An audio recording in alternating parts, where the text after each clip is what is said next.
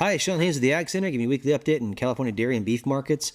Dairy prices kind of solidified at the 1806 range for April this year. They may move up a little bit as they kind of get the final, but at least stayed in the 18 range for the month. Average out through August is 1801 still. We're getting some beneficial improvement on the butter side and cheese side as well on the class 3 and 4 markets as you're watching the price of our products remain competitive in the world market.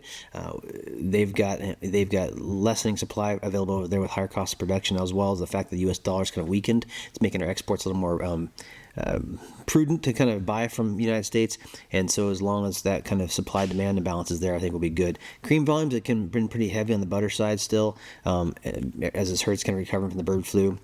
And we've had really good weather patterns. I think if we get some heat in here, it may knock those butter volumes down, which also would help us in the long run as far as the supply side pressure we've got. Cheese, demand has stayed pretty consistent. We've actually a little bit low on supply.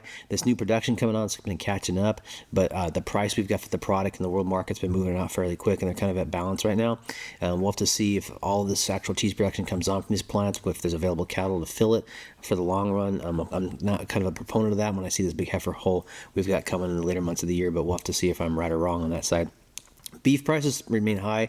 Beef on dairy cross calves moved up to $1,000.60 per head this week, with Holstein bull calves at $600 per head. Forage costs kind of fell apart for the winter, with winter forage up north market between $25 to $35 per ton in the field, and then south market between $45 to $55. As you continue to trend south, the price gets higher as less feed was planted, and the distance to get feed to these dairies is longer. Hay prices are sitting about $285 per ton for Supreme test hay. Wheat hay not doing very well. Again, commodity markets back east made proteins and energy through corn cheaper, and that's kind of pushed down prices here a little bit.